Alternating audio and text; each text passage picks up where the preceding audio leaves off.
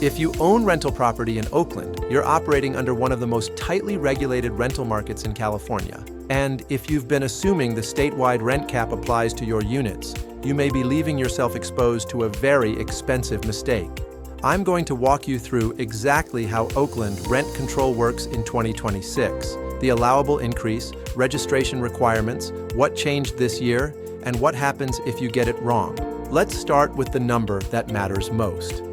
For Oakland units covered by the Rent Adjustment Program, the maximum allowable rent increase right now is 0.8%. That's the annual general adjustment, the AGA, and it runs from August 1st, 2025 through July 31st, 2026. To put that in perspective, the statewide AB 1482 cap for the same period is 6.3%. Oakland's limit is less than 1/7 of that.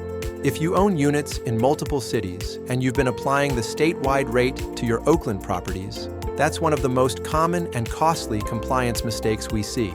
Now, does this apply to your property? Oakland's rules are broader than most landlords realize. The Rent Adjustment Ordinance and Just Cause for Eviction Ordinance cover most residential rentals in properties built before April 1st, 2016. That includes multifamily buildings, single-family homes, condos, ADUs, and even individually rented rooms. Here's the key distinction to understand. The rent cap, that 0.8% limit, applies specifically to units in buildings with a certificate of occupancy before 1983.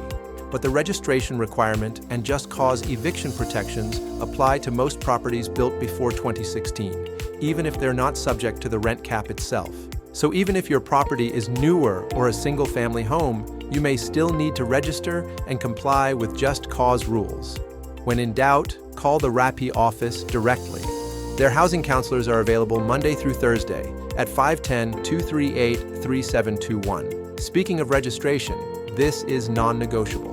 All covered units must be registered through Oakland's rent registry and renewed every year by March 1st. If you miss that deadline, here's what happens. You cannot lawfully implement a rent increase. You cannot file a landlord petition with the RAP. And failure to register can be raised as an affirmative defense against you in eviction proceedings. As of April 15, 2025, every rent increase notice you serve must have a current business certificate attached. If that certificate is missing or lapsed, the notice is legally void. You have to start over. One more thing worth flagging. The banked increase rules changed on January 1st of this year.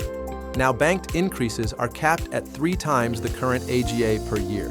At 0.8%, that's a maximum of 2.4% annually from banked increases. Oakland rent control has real consequences when it's handled incorrectly: refunds, triple damages, and complications on future tenancy actions. Our team manages more than 600 units across Oakland and the East Bay. We track these rates so our clients never have to wonder if they got it right.